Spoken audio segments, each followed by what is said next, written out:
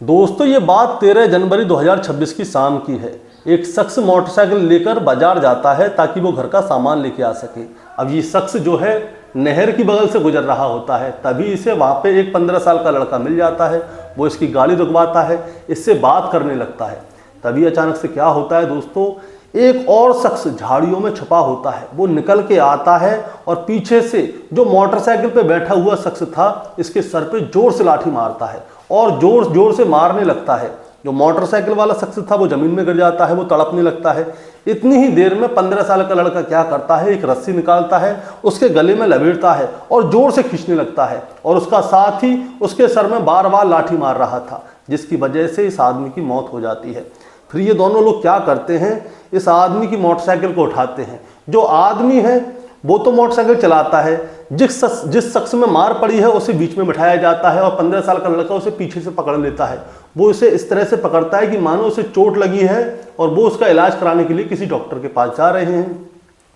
वो नहर के किनारे लगभग 50 किलोमीटर तक जाते हैं और 50 किलोमीटर आगे जाने के बाद ये शख्स की लाश को मोटरसाइकिल के साथ ही नहर में फेंकने की कोशिश करते हैं कि तभी इस शख्स को होश आ जाता है। अब जैसे ही होश आता है तो ये कहते हैं अरे ये तो जिंदा है, मरा नहीं है। फिर वहाँ से ये लोग ईंट उठाते हैं और फिर इसके सर में जोर जोर से मारते हैं। फिर ये शख्स दोबारा से मर जाता है। अब ये जैसे ही मरता है ये क्या करते हैं, उसे नहर में मोटरसाइकिल के साथ ही फेंक देते हैं। यह आदमी नहर में गिर जाता है, इसकी मोटरसाइकिल भी गिर जाती है। नहर का पानी बहुत ही स्पीड से चल रहा होता है, लाश बह जाती है। अब ये 15 साल का लड़का और जो उसके साथ में जो शख्स था, ये दोनों क्या करते हैं, वापस अपने गांव आ जाते हैं और आराम से चैन की जिंदगी गुजार रहे होते हैं। ये सोचते हैं कि शायद पुलिस कभी इनको पकड़ नहीं पाएगी। लेकिन दोस्तों पूरे 16 दिन बाद जिस आदमी को इन लोगों ने मारा था, उसकी लाश इनके गांव से 270 किलोमीटर दूर दूसरे जिले के एक गांव में पाती है और वहां से इस केस का खुलासा किया जाता है कि आखिर इस शख्स को क्यों मारा और मारने की वजह क्या रही होगी। दोस्तों आज की कहानी इसी के ऊपर है कि जिस आदमी को इन लोगों ने मारा वो 270 किलोमीटर दूर जाके मिलता है दूसरे गांव में, और फिर पुलिस इस पूरे हत्याकांड का खुलासा कैसे करती है, मारने की वजह क्या रही होगी। दोस्तों कहानी शुरू करूंगा उससे पहले मैं बस आपसे यही कहना चाहूँगा कि अगर आप मेरे चैनल पर नए हैं तो चैनल को जल्दी से सब्सक्राइब कर दीजिएगा, ताकि रोजाना रात को 8 बजे मैं आपके लिए एक सच्ची घटना की कहानी लेकर आ सकूं। नमस्कार दोस्तों, मैं गौरव शर्मा और आप देख रहे हैं गौरव शर्मा सफ़र। दोस्तों आज की जो सच्ची घटना मैं आपको सुनाने जा रहा हूं, ये सच्ची घटना शुरू होती है राजस्थान प्रदेश के श्री गंगानगर जिले से। गंगानगर जिला जो है वो हरियाणा और राजस्थान के बॉर्डर पे लगता है और इसी के अंतर्गत एक कस्बा है जिसका नाम है घरसाना। दरअसल दोस्तों मैं बात कर रहा हूँ 13 जनवरी 2026 की। होता क्या है, घरसाना का रहने वाला एक शख्स जिसका नाम है भजनलाल, उसकी उम्र लगभग 32 साल के आसपास है। वो घर से मोटरसाइकिल लेकर निकलता है और घर पे कह के जाता है कि वो बाजार जा रहा है सामान लेने, लेकिन दोस्तों वो वापस नहीं आता। शाम से रात हो जाती है, भजनलाल घर पे नहीं आया। जब वो घर पे नहीं आता तो घर वालों को बड़ी चिंता होती है, इसीलिए उसके फ़ोन पे फ़ोन किया जाता है तो पता चलता है कि उसका मोबाइल स्विच ऑफ है। अब भजनलाल को हर जगह ढूंढा जाता है लेकिन भजनलाल कहीं भी नहीं मिलता। जहाँ जहाँ वो जा सकता था वो हर जगह जाते हैं, उसके परिवार के लोग रिश्तेदारी तक में फ़ोन कर देते हैं, गांव में चप्पा चप्पा छान मारते हैं, लेकिन भजनलाल के बारे में कोई भी जानकारी नहीं होती। 13 तारीख को वो अपने घर से निकला था, 14 तारीख गुजर जाती है, 15 तारीख गुजर जाती है और आती है 16 तारीख।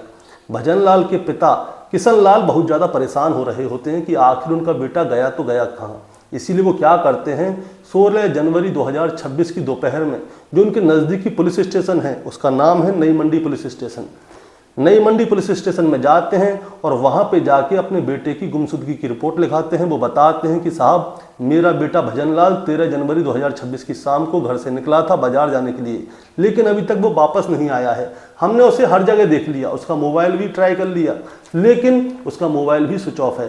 साहब आप कैसे भी करके हमारे बेटे को ढूंढवा दीजिए, हम बहुत ज़्यादा परेशान हैं। अब पुलिस वाले क्या करते हैं, भजनलाल के बारे में पूरी जानकारी लेते हैं कि भजनलाल कौन है, क्या करता है, कहाँ कहाँ जाता है, कहाँ कहाँ आता है, क्या काम करता है, उसके बारे में पूरी जानकारी ले ली जाती है और उसके बाद उसकी मिसिंग की रिपोर्ट दर्ज कर ली जाती है।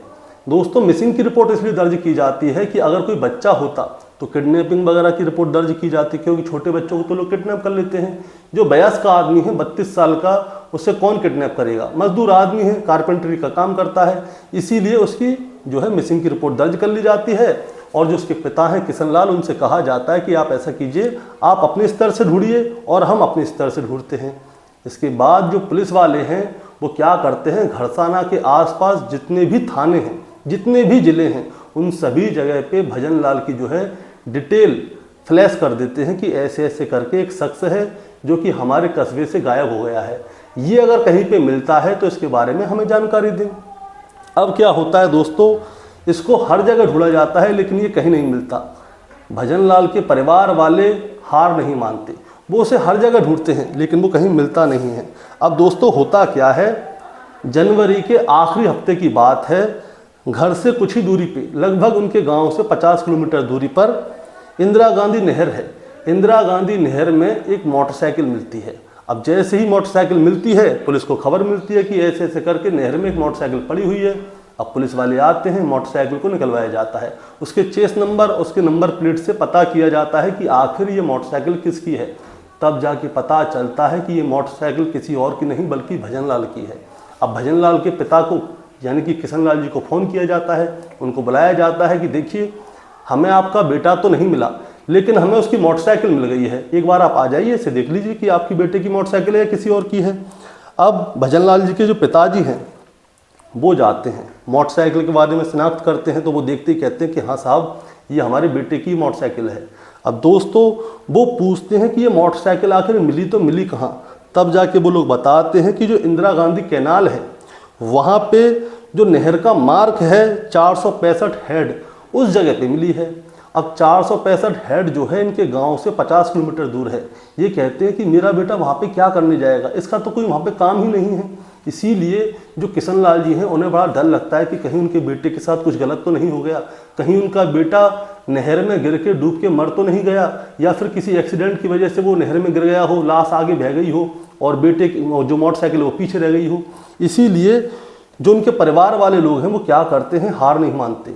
जो किशन लाल हैं और उनके परिवार के लोग क्या करते हैं, नहर के किनारे पे जितने भी गांव होते हैं आस पास में सब जगह पूछते हैं, उसके फ़ोटो को लेके जाते हैं कि इस जो फ़ोटो है इसमें जो शख्स है उसको आपने कहीं पे देखा है। लेकिन दोस्तों किसी को भी भजन लाल के बारे में कोई भी जानकारी नहीं थी। अब समय गुजरने लगता है, समय गुजरने लगता है तो दोस्तों उसके परिवार वाले उसे हर जगह ढूंढ ही रहे होते हैं। दोस्तों मैं आपको बताना चाहूँगा, जो भजन लाल है उसकी पत्नी का नाम है इंदिरा। भजन लाल जो है कारपेंटर है। इसके 2 बच्चे हैं जिनमें एक की उम्र 10 साल है और दूसरे की उम्र 12 साल है। भजन लाल घर में कमाने वाला अकेला था, सब कुछ करने वाला वो अकेला था, लेकिन अब भजन लाल गायब हो गया है। घर वाले ढूंढ रहे हैं, पुलिस वाले ढूंढ रहे हैं, सब लोग ढूंढ रहे हैं लेकिन वो कहीं मिलता नहीं है। अब तारीख आती है 2 फरवरी 2026। 2 फरवरी 2026 को राजस्थान का ही एक ज़िला लगता है फलौदी, और फलौदी ज़िले का एक छोटा सा कस्बा है जिसका नाम है नोखा। नोखा में इंदिरा गांधी जो नहर है वो जा रही होती है और अचानक से ही 2 फरवरी को वहाँ के कुछ लोगों को उस नहर में एक लाश तैरती हुई नज़र आती है। अब जैसे ही लाश तैरती हुई नज़र आती है तो पुलिस को संपर्क किया जाता है कि ऐसे ऐसे करके यहाँ पे एक लाश तैर रही है। पुलिस मौके पर पहुँचती है। उस लाश को देखकर साफ लग रहा था कि ये लाश बहुत ज़्यादा पुरानी है, वो सड़ चुकी थी और पानी की वजह से फूल चुकी थी।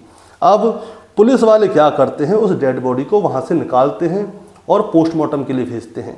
और फिर नोखा पुलिस जो है ये देखती है कि आसपास में किसी ज़िले से या किसी गांव से कोई आदमी गुम तो नहीं हुआ।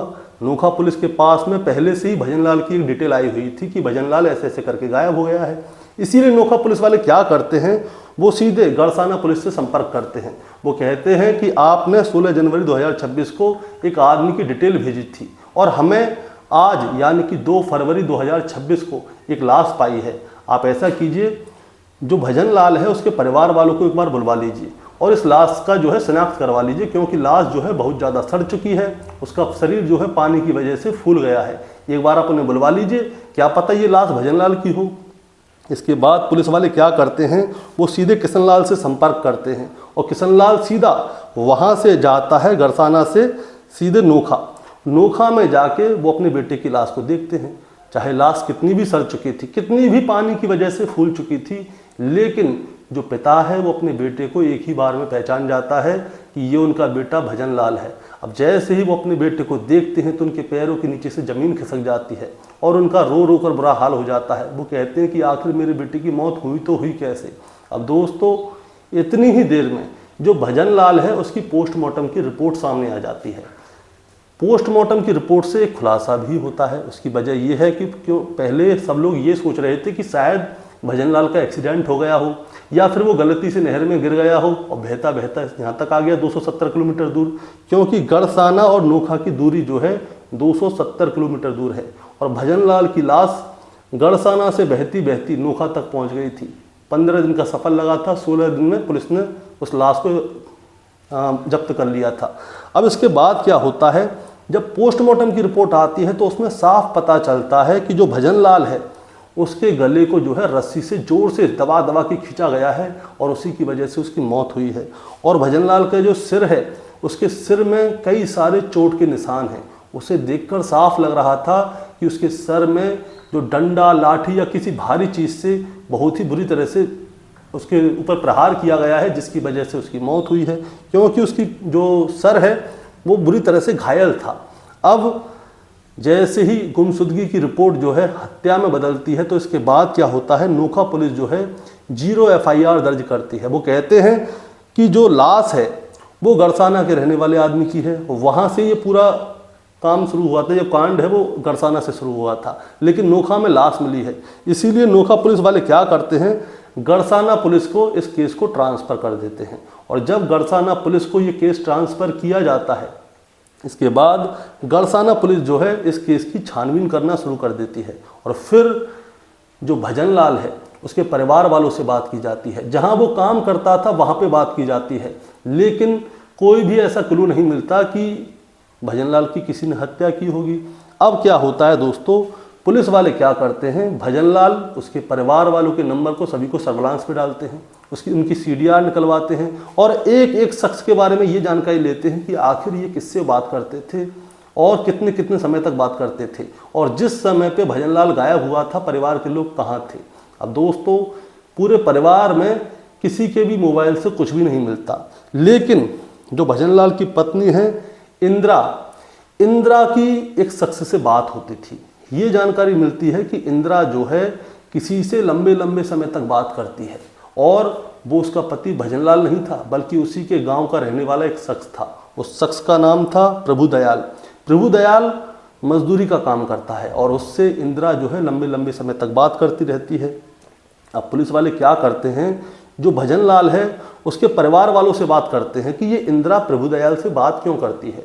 गांव के लोगों से बात करते हैं कि इंदिरा और प्रभुदयाल के बीच में कोई बात तो नहीं है।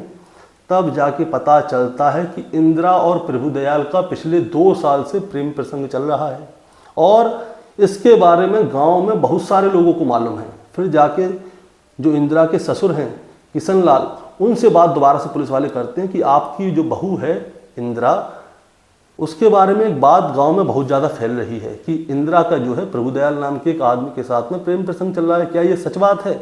तब जाके भजन लाल के पिता किशन लाल कहते हैं कि हाँ ये वाली बात सच है, इसके बारे में मेरे बेटे को भी पता थी और उसने बहुत रोक टोक की, लेकिन हमें क्या पता था कि बीच रास्ते में ही हमारा बेटा हमें छोड़ के चला जाएगा।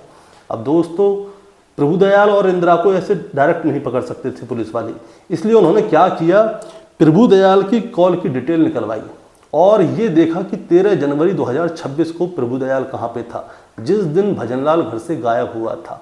और जब प्रभुदयाल के बारे में जानकारी मिलती है तो पता चलता है कि प्रभुदयाल गड़साना से 50 किलोमीटर दूर, यानी कि वो जो नहर थी इंदिरा गांधी नहर, उसके 465वें हेड तक गया था। यानी कि जिस जगह पे भजन लाल की मोटरसाइकिल मिली थी वहां तक प्रभुदयाल जो है मोटरसाइकिल से गया था। और इससे ये वाली बात साबित हो जाती है कि जिस समय पे जो भजन लाल है मोटरसाइकिल से वहां पे गया होगा या प्रभुदयाल उसके साथ गया होगा, ये दोनों उसी जगह पे थे और प्रभुदयाल और भजन लाल के बीच में जरूर कुछ ना कुछ हुआ है।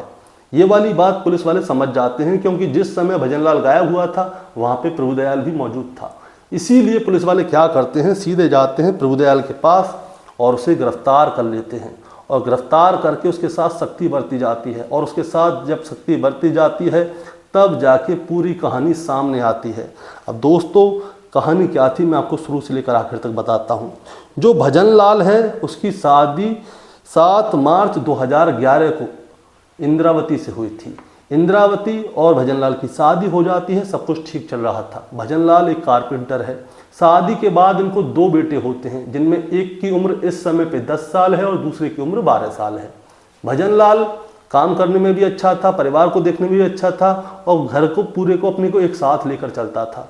लेकिन आज से लगभग 2 साल पहले जो इंद्रावती है भजनलाल की पत्नी, उसका जो है प्रभु दयाल के साथ प्रेम प्रसंग हो जाता है। और प्रेम प्रसंग हो जाता है तो इसके बारे में पूरे गांव को पता चल जाती है कि प्रभु दयाल और इंद्रावती के बीच में प्रेम प्रसंग है। अब गांव को पता चल जाती है तो ये वाली बात भजनलाल को भी पता चल जाती है। भजनलाल के पिता जो किशनलाल हैं उनको भी पता चल जाती है। भजनलाल उसको रोकता था, टोकता था और कहता था कि प्रभु दयाल से बातचीत नहीं करेगी। लेकिन जो इंद्रावती है वो जो है प्रभु दयाल के प्यार में पागल हो गई थी, वो उसको छोड़ना ही नहीं चाह रही थी। इसके बाद भजनलाल क्या करता था, इंद्रावती को डांटता था, मारता था, फटकारता था, लेकिन इंद्रावती उसकी एक नहीं सुनती थी। वो प्रभु दयाल के प्यार में पागल थी और उसको छोड़ना भी नहीं चाह रही थी। इसके बाद क्या होता है दोस्तों, तारीख आती है 13 जनवरी 2026। 13 जनवरी 2026 को भजनलाल ने इंद्रावती को बहुत बुरी तरह से मारा पीटा था। इसके बाद दोपहर से शाम हो जाती है और शाम का जब समय आता है तो इंद्रावती कहती है घर का सामान लेके आना है। जो भजनलाल है वो गुस्से में होता है, वो कहता है ठीक है मैं लेके आ रहा हूँ घर का सामान। वो घर से मोटरसाइकिल उठाता है और बाजार की ओर निकल जाता है। इधर से इंद्रावती जो है अपने प्रेमी प्रभुदयाल को फ़ोन करती है और वो कहती है कि आज मुझे भजनलाल ने बहुत मारा है, अब उसे रास्ते से हटा दो, मुझे तभी शांति मिलेगी। इसके बाद जो प्रभुदयाल है उसे आ जाती है गुस्सा कि आज तो मैं भजनलाल को रास्ते से हटा दूंगा। तभी क्या होता है, उसके साथ में 15 साल का लड़का खड़ा हुआ होता है। वो उसे अपनी बातों में सेट कर लेता है कि ऐसे ऐसे वो आएगा, उसे मारना है। वो 15 साल का लड़का भी तैयार हो जाता है कि ठीक है आने दीजिए भजनलाल को, उसे हम मारेंगे। इन लोगों ने प्लानिंग पहले से ही कर ली थी और इन लोगों को पता था कि जो भजनलाल है वो नहर के किनारे किनारे आएगा, क्योंकि वहाँ पे होके एक रास्ता था। अब वहाँ पे होके एक रास्ता था, तभी क्या होता है, वो 15 साल का लड़का जो है भजनलाल को रास्ते में रोक लेता है और उससे बात करने की कोशिश करता है। ये लोग पहले ही देख लेते हैं कि आसपास में कोई है तो नहीं, वहाँ पे कोई भी नहीं था। अब वो 15 साल का लड़का भजनलाल के साथ में बात कर रहा था कि तभी पीछे से जो झाड़ियों में छुपा हुआ था उसकी पत्नी का आशिक प्रभुदयाल, वो एक लाठी लेकर आता है और जोर से भजनलाल के सर पे मारता है। भजनलाल एक ही लाठी में नीचे गिर जाता है, वो तड़पने लगता है और फिर ये दोनों लाठी और डंडों से भजनलाल के ऊपर हमला कर देते हैं। और फिर 15 साल का लड़का रस्सी लेकर आता है और फिर उसके गले को कस के दबाया जाता है तो भजनलाल के हाथ पैर ठंडे हो जाते हैं और वो होश खो बैठता है। ये दोनों समझते हैं कि वो शायद मर गया।